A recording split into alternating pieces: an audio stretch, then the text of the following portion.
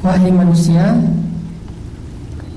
bertakwalah kalian kepada Rabb kalian yang telah menciptakan kalian dari satu diri, dan darinya Allah menciptakan pasangannya, dan daripada keduanya Allah memperkembangbiakan laki-laki dan perempuan yang banyak. Dan bertakwalah kepada Allah yang dengan namanya kamu saling berbuat baik, dan peliharalah hubungan silaturahim. Sesungguhnya Allah selalu menjaga dan selalu mengawasi kalian. Nah, teman-teman, di ayat ini Allah Subhanahu wa taala menyampaikan kepada kita tentang bahwa pernikahan itu adalah takdir Allah Subhanahu wa taala. Jadi punya pasangan itu takdir Allah sendiri yang telah menjadikan sunnatullah atau hukum alam bahwa segala sesuatu itu diciptakan azwajan, berpasangan. Dan itu bukan cuman malam siang atau timur barat, gelap terang dan segala macam, termasuk manusia yang secara derajat di antara makhluk paling tinggi, yang paling istimewa. Kalau yang lain aja berpasangan, bagaimana dengan yang lebih istimewa, yaitu manusia harusnya berpasangan. Jadi pasangan itu adalah takdir Allah Subhanahu wa taala.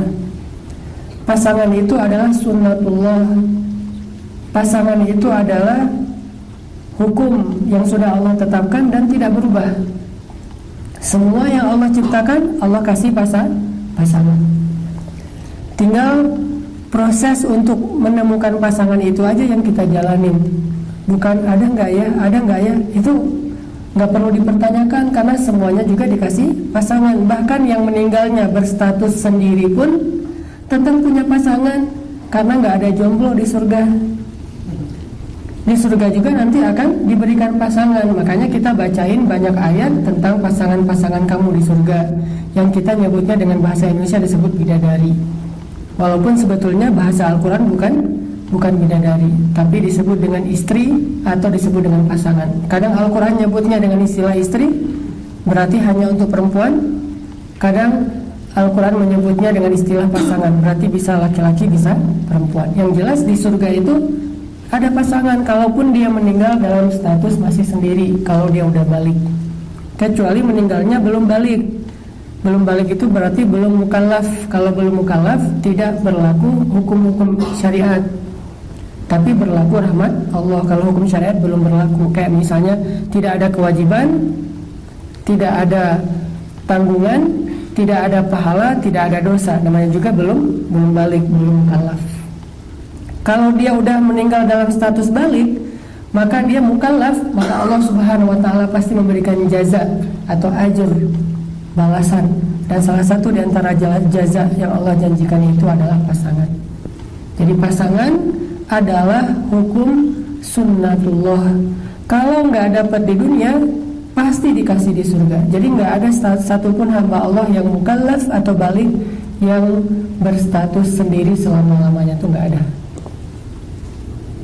Kayak misalnya yang perempuan paling sempurna yang meninggalnya status sendiri kan ada 2 dari 4 perempuan kan, Asia sama Maryam. Kalau Asia meninggalnya nggak mungkin nanti di surga bareng Firaun, pasti dah pisah kan selama-lamanya.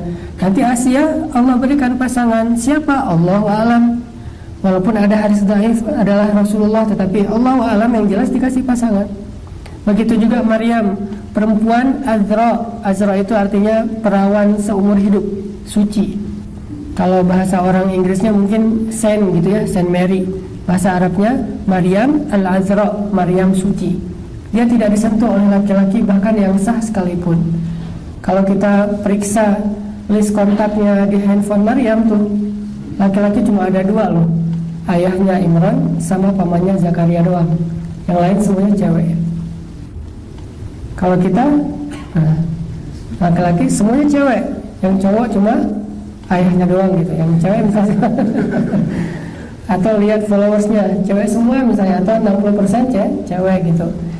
Sebaliknya juga gitu. Kalau Maryam, list kontaknya followers yang laki-laki cuma 2, ayahnya Imran sama pamannya Zakaria. Nanti kalaupun punya anak tambah 1 followers yaitu Isa alaihissalam. Nah, Maryam aja yang meninggalnya sendiri tetap nanti Allah Subhanahu wa taala berikan pasangan, karena memiliki pasangan itu sudah sunnatullah, dan Allah tidak pernah menyelisihi atau menyalahi sunnah yang Allah sendiri takdirkan. Sehingga di sini jadi kayak ada pesan moral bahwa oh, saya tuh udah punya pasangan sebetulnya. Udah ditulis tuh di Lauhul Mahfuz, ditulis di dalam kitab takdir saya. Si fulan, kan kita dulu waktu saya atau teman-teman yang lain lah, dulu waktu sekolah kan suka nulis-nulis nama gitu kan, di dinding, di bangku, di kursi, atau di papan tulis. Tiba-tiba kalau kita masuk ke kelas duluan, teman-teman belum pada datang, nulis sendiri love siapa, Susi sama Susanto misalnya, Susanti, Susanto misalnya. Sampai saking kita senang nulis nama pasangan, ke Jabal Rahmah itu paling banyak nama Indonesia loh.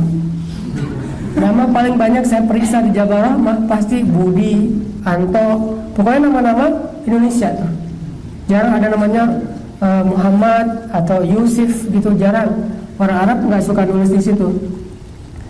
Kalau kita banyak tuh pas naik ke Jabal Rahmah namanya Indonesia semua. Kita lebih suka menulis nama kita di Jabal Rahmah. Kalau orang Arab lebih suka menulis namanya di kartu undangan.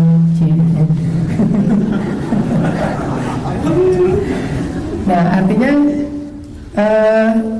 kita kan nulis-nulis sendiri dengan apa? Dengan hasrat kita, dengan harapan kita, dengan nafsu kita. Kadang kalau bahasa kasarnya, sebetulnya tulisan kayak gitu tuh udah ada di Lauhul Mahfuz. Kita aja yang belum baca. Udah diukir sama Allah tulisan itu. Bukan di papan tulis kelas, bukan di bangku sekolah, bukan di dinding, bukan di tembok, bukan di buku diary, bukan di Jabal Rahmah, tapi di Lauhul Mahfuz udah ditulis namanya. Dan itu salah satu di antara ketetapan Allah yang sudah Allah tetapkan bahkan ketika Allah awal menciptakan kita. Nah, ini Allah katakan, sesungguhnya kami telah menciptakan kalian dari seseorang yaitu Adam, lalu kami ciptakan darinya pasangan. Lalu dari pasangan itu kami perkembangbiakan laki-laki dan perempuan. Artinya terus saja hukum kayak gitu dari mulai Adam Hawa berlaku terus sampai hari kiamat. Kalau enggak, kalau sampai di stop berarti tidak ada perkembangbiakan. Perkembangbiakan ini menunjukkan bahasa lain dari bahwa pasangan itu akan terus ada sepanjang kehidupan di dunia. Sehingga kita tidak perlu khawatir ketukar. Ini yang bisa bikin kita kadang-kadang ikhtiarnya ya, apa ikhtiarnya? Usahanya kadang-kadang suka salah gara-gara kita nggak yakin dengan poin ini nih. Kalau kita yakin sama poin ini, pasti ikhtiar kita akan lebih terjaga, nggak akan sampai break the line. Kenapa? Kenapa orang melanggar syariat dalam mencari rezeki yang halal? Karena dia nggak yakin kalau rezeki itu di tangan Allah. Kalau dia yakin rezeki itu di tangan Allah, ngapain dia harus melanggar? Allah kan tetap ngasih tanpa harus melanggar. Justru gara-gara kita melanggar, Allah nanti akan memutarbalikan sesuatu yang baik yang harusnya jadi jatah kita jadi sebuah musibah. Nah, ada orang yang melanggar ikhtiar yang halal dalam mencari rezeki, itu pasti penyebabnya karena dia nggak yakin rezeki itu Allah yang kasih, ada di tangan Allah, Allah yang menjamin. Makanya dia ketika ngerasa kayak nggak ada harapan, kayak banyak kesulitan, dia pun mencampakkan batasan-batasan agama Allah dan mencari sesuatu yang menurut logika dia akan bisa dia dapetin, walaupun itu melanggar. Begitu juga jodoh.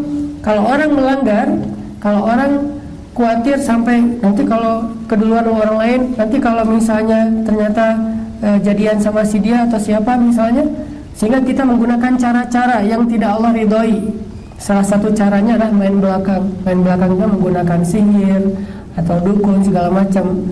Nah, ini berarti kita nggak yakin dengan takdir Allah bahwa pasangan itu udah ditulis sama Allah. Kalau waktu kecil dulu suka kayak ngitung-ngitung gitu, nama dia hurufnya berapa, terus nama kita kalau nggak nyambung dipaksa-paksain, ujung-ujungnya nyambung aja pokoknya gimana caranya. Ini pemaksaan takdir. Pernah nggak sih dulu nulis nama di papan tulis atau hitung-hitung angka atau huruf gitu? Saya dulu pernah dan nggak ada yang berhasil. Yang ditulis waktu masa-masa SMP, SMA gitu nggak ada yang berhasil. Ternyata semua ramalan, semua logika, semua hitung-hitungan itu nggak ngaruh, nggak termasuk kayak horoskop. Kita, oh ini zodiak dia apa, dia sionya apa, terus apa baca setiap hari, setiap minggu. Oh minggu ini lo mending nggak usah datang ke rumah dia daripada ramai gitu. Justru ramainya gara-gara nggak datang misalnya. Atau ada aja terus dicoba diramal. Oh minggu ini bakalan bahagia, ada kejutan datang dalam kehidupan kamu soal masalah percintaan. Kalau baca kayak ramalan gitu kan, yang pertama dilihat kan selain keuangan, percintaan kan, tuh langsung dibaca, wah ditafakuri, ditadaburi, diulang-ulang, hampir dibaca dalam sholat gitu, saking semangatnya gitu diulang-ulang. Quran susah dihafal, kalau itu hafal banget. Nah ini berarti kita nggak yakin bahwa pasangan kita itu dari tulis di papan tulis takdir di Lauhul Mahfuz, udah ditulis, nggak akan ketukar.